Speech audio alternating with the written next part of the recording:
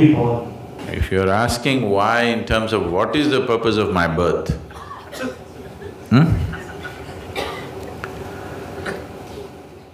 what if there is no purpose?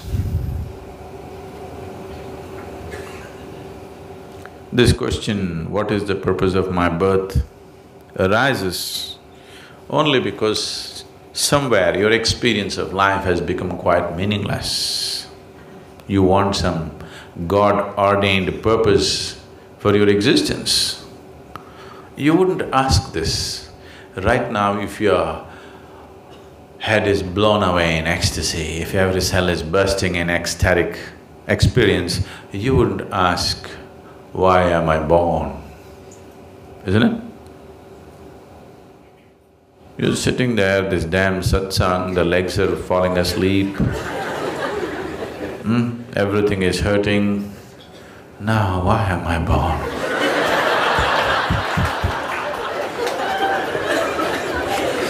What is the purpose of this pain? That's what you're asking. If you are bursting with ecstasy, you wouldn't ask, why am I born? Isn't it so? Would you, I'm asking you? No. So, first thing you have to do is, you have to transform your experience of life. If you are not blissful, what I have to say you will not understand. You will not understand because you're coming from a certain kind of experience of life. I seem very arrogant and irresponsible, which I'm not, but it seems like that because I'm coming from an intoxicated experience of life. You are sober and legs are hurting. For you, why am I born is a big question. For me, it's a joke. So first you must transform your experience and then look for the answer, because in your present condition, if you look for the answer, you will come to all kinds of wrong conclusions. So, with pain in your leg, if you ask, why am I born? Immediately I could have told you, I could have gathered lots of miserable people around me, as most spiritual gatherings are. If I tell you, God is testing you,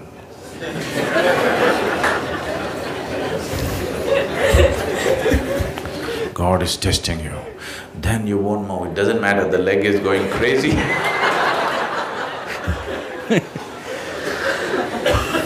The leg is singing songs, but God is testing me, I must pass the test. Your own expectations you fail, it's okay, but God's expectation, can you fail?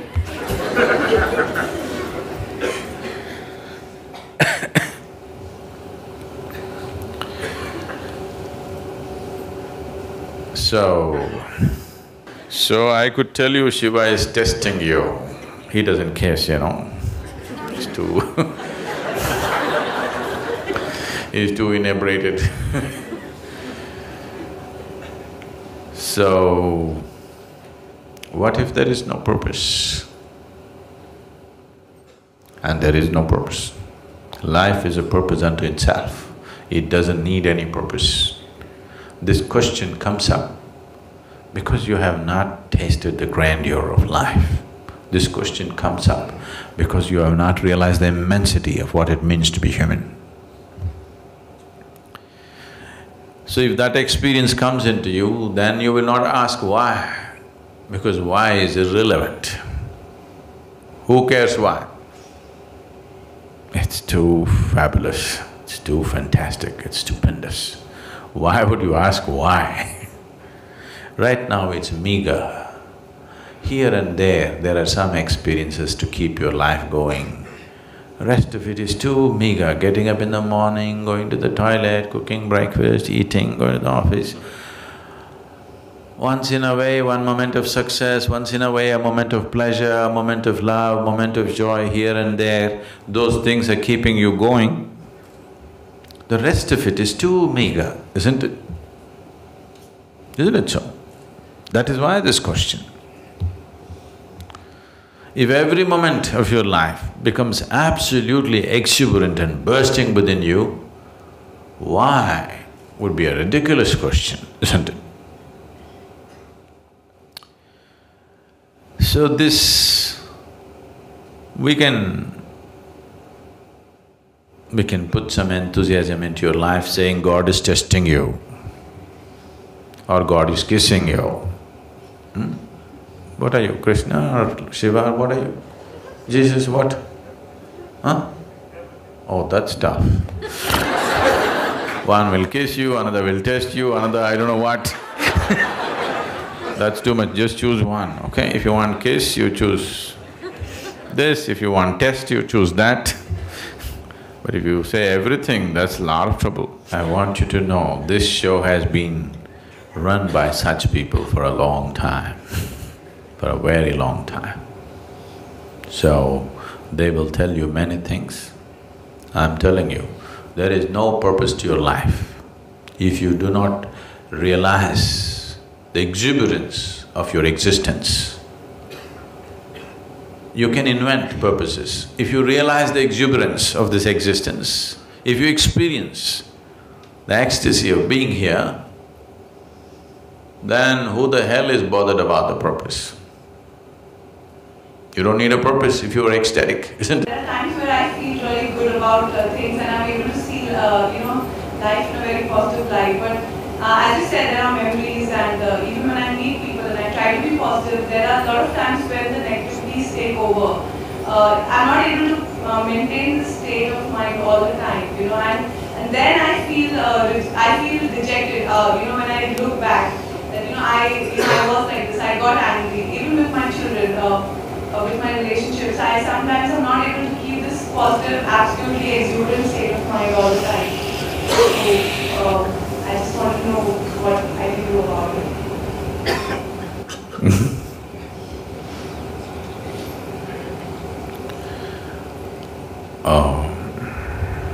All you need to do is just be the way you want to be. How do you want to be? That's all. It's that simple, but it's also that far away, isn't it? It's that simple. After all, you want to be joyful, just be that way, who's stopping you? No, they're doing this. See, now, you don't want them to do what they want to do, but you want to do what you want to do. This is a problem.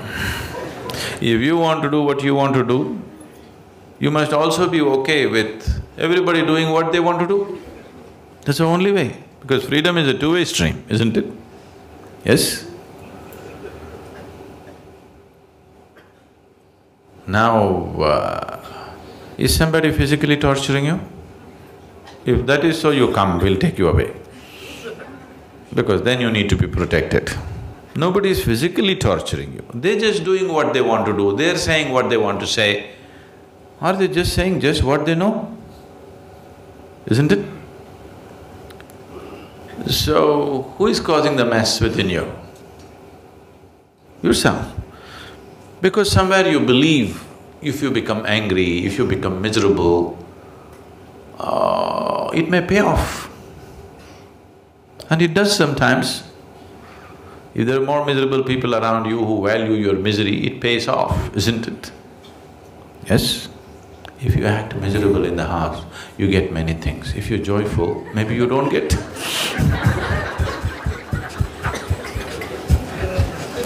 Isn't it so?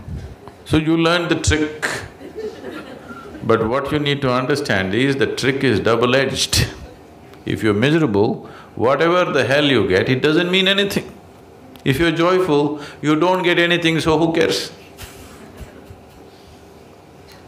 So, this is not just your trick. Everybody around you has always been playing this trick. And you thought that's the way. But what is it that you want? You want to be joyful or miserable? So just be the way you want to be. Does it infringe on anybody? Does it infringe on anybody? No. Now I want to smoke. If I do, now this is going to cause some disturbance to somebody. I want to just be happy. Is it infringing on anybody's anything? Is it, I'm asking? So you be the way you want to be, who's stopping you? You cannot do whatever you want to do, but you can be the way you want to be, isn't it? Yes? Can anybody stop you? Others need not even know that you're joyful. If they like a miserable face, give it to them. If they like miserable faces, give it to them, but you can still be joyful, isn't it? Right now we'll experiment, okay? Right now a lot of faces are looking joyful. I want you to maintain the same joy and look miserable. Do it now. Do it now. Let me see. You don't smile at me. Show me a miserable face being joyful within you. You must practice. This is not a miserable… I want to see a miserable face, really I'm asking. Do it, let me see. Do it. Don't smile at me.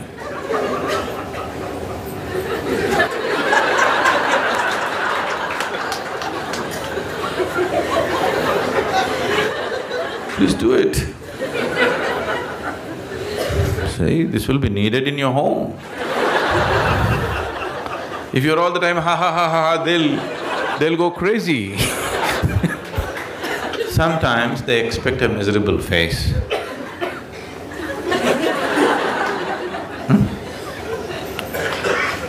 What's so spiritual about you, all this damn yoga, he and all?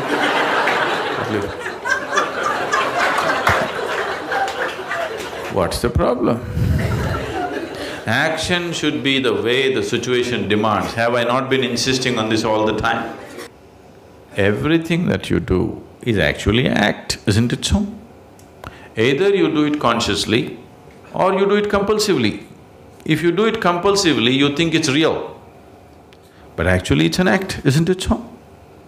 Everything is cooked up in your head, isn't it, whatever you do? So it's anyway an act. So do you want to do it consciously or do you want to do it compulsively? That's all the choice is. So you do it compulsively and you think it's real, it's a foolish way to exist. It's anyway an act, at least do it consciously, then life will be beautiful. If you do it compulsively, it looks like a trap. It's not a trap. Life is not a trap, because the exit is always there, wide open. Yes or no? Yes or no? Life is not a trap. The exit is always open. Everybody is trying to dodge the exit. No? So, if the exit was closed, only then you can call it a trap, isn't it? The exit is always wide open. One moment if you don't take care, you'll be dead. The exit is wide open. Your whole life is to somehow not to reach the exit. Isn't it so? So it is not a trap. It is just that if you think that your acts are all real, then it feels like a trap. Whatever you think, feel and do is your act, isn't it so? Yes or no? When you do not realize it's your act, you think it's God-given instructions. You'll start hearing voices. When you hear voices, it's very clear you need treatment. Really. I'm not saying anything, but God is great, but He doesn't have vocal cords. Did you know this? You didn't know this? You didn't know this? And He definitely does not know Tamil. See, all the gods you worship came from the north.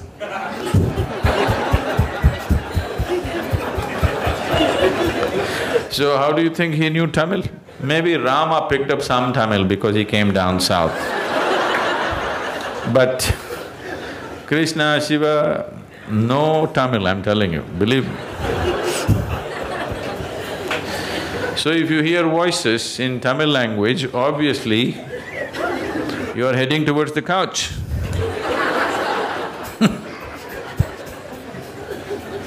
Furniture is coming up. So, If you ask this one, this wants to be as pleasant as possible, isn't it? Yes? You want to know the highest state of pleasantness, isn't it so? So who is stopping you? No, but they're doing this. They're doing what they like. You be the way you want to be. If you establish your way of being, then whatever you do is just a question of the situation. Depending on what kind of situations when they exist, accordingly we act. Action is as the situation demands and offers, isn't it? How to be is yours. If you've decided how to be that way, perform action as it is necessary.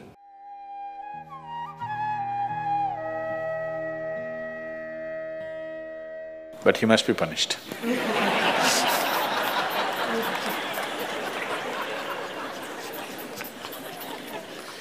Either by you or somebody, he must be punished.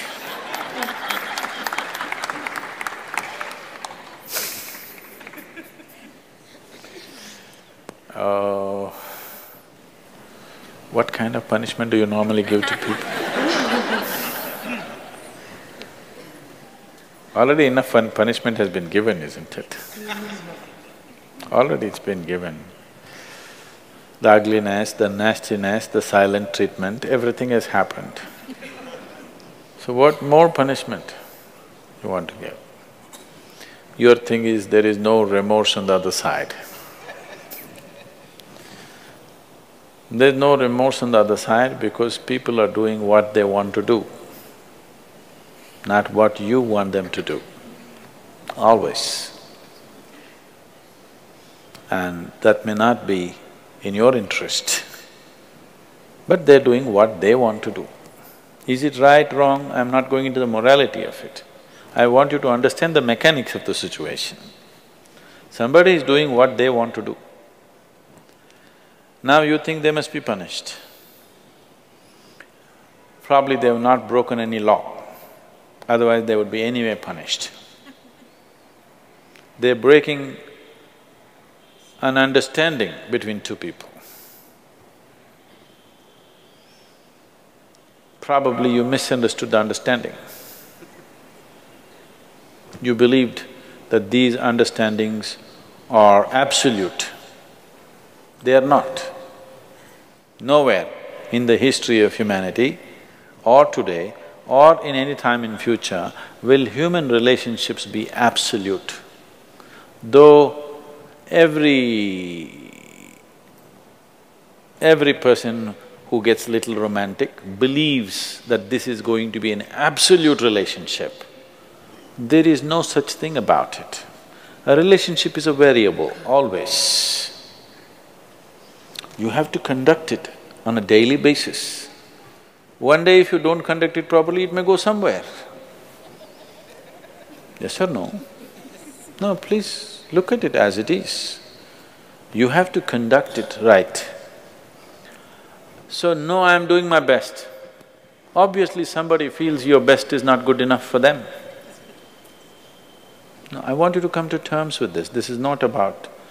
I'm not saying what they're doing is right or wrong, that's not for me to say. All I'm saying is, this is how human beings are functioning for ages and still are. I'm saying, first of all, you need to understand, relationships will never ever be absolute. There will be variables that it's juggling that you have to do. If you're juggling with fireballs, sometimes it'll spill out. Takes lot of skill and attention. Yes or no? You married, many of you. Doesn't it take a lot of skill and attention? Yes. If you don't pay any attention, you don't know what the hell is happening. It takes a lot of attention, isn't it? Someone just called me from some country in Europe and, Sadguru, I'm just doing housework, come and save me. Take me away to your ashram, I'm just doing housework. She's washing dishes and stuff. Well, very affluent, but has 4 children. So all the time there is something to do endlessly. And today the maid did not turn up, so you have to wash the dishes 4 children are there, you got to wash the dishes, you got to wash everything. So I'm saying, you need to understand this. A relationship is a variable reality. It is not an absolute reality. If you want to have an absolute relationship, you must hold relationships with the dead. That's the reason why a lot of people choose God, because it's an absolute. You can handle it whichever way you want. If you didn't think of him for 10 days, and on the 11th day if you think of him, he's still there. You do that to your husband or wife or somebody, then something else will happen. You went away, got busy, forgot about God for 3 years. Again you can think, still there. So if you want to have an absolute relationship, you should not choose human beings. Human relationships are variables, needs lot of attention.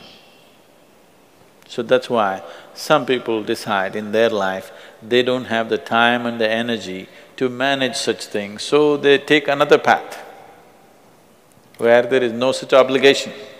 They close their eyes, they're by themselves, they don't care who is around them, what's around them. So you can't do that. I think it's best. In trying to punish somebody, you will only end up punishing yourself. They're doing what they want to do. It's best that you see what is it that you really want with your life. You don't have to react to them and do something stupid like them. You just have to sit down and look at this. When your illusions are broken, you're disillusioned right now, it's a very good thing. If your illusions are broken, that means life is bringing you closer to reality, isn't it? So this is an opportunity for you to sit down and see, what is the nature of my life? Why is it? See, this piece of life is a complete piece of life, isn't it so? Is it half a life? Are you a half a life or a full life? Full life. Why is it that it feels so incomplete that it needs another person to fill this life? Why is it? It's time to look at it, isn't it? If this is a full life, this is complete by itself. But right now, you made it in such a way that this cannot exist with that one and that one, without that one and that one and that one. So somewhere it's an incomplete life, or at least it has not realized the fullness of its nature, isn't it? This is a complete piece of life, packed with creator and creation together. Very great combination. If you… this is a time when life knocks at your door like this, it's time you look deeper rather than reacting and trying to fix somebody else. Punishing somebody else is not going to transform your life, not going to make your life beautiful in any way. Some sick satisfaction you'll have for 2 days, after that you'll feel guilty about that also. Yes, initially when this emotion is hot, it gives you satisfaction. After some time when you look back, you'll feel ashamed of yourself. So don't go that way. This is an opportunity. Somebody is opening up a spiritual dimension for you, really. Somebody is making you realize how fragile all these things are. They can cheat you, they can run away, they can divorce you, or they can fall dead, isn't it? If they fall dead, you wouldn't think that he cheated me. Would you think? No. But whichever way you denied, isn't it? The important thing is you denied something. How he did it is not the problem. He denied you something either by death or divorce or cheating or whatever you call it. But essentially you got denied. You can be denied only because you are in a certain illusory state of believing that this is half a life and it needs another half from somewhere. No, this is a complete life. If you blossom as a complete life, you will see relationships will be of a completely different nature. It will be more of coming together and sharing not of extracting. It has to transform. If it has to transform, you have to transform. This is a great opportunity somebody has given you. Stop using this word, somebody cheated me. Just say somebody is pushing you towards ultimate reality from an illusory state. We must thank that person. We must be grateful. Instead of keeping you in an illusion, instead of keeping you in your life for a whole lifetime, so soon they're making you realize this. Otherwise you will know this at the time of your death. Yes. You'll know at the time of your death, when you're dying, I'm scared, why don't you come with me? You'll say, no. So at that last moment, instead of knowing, it's better to know now.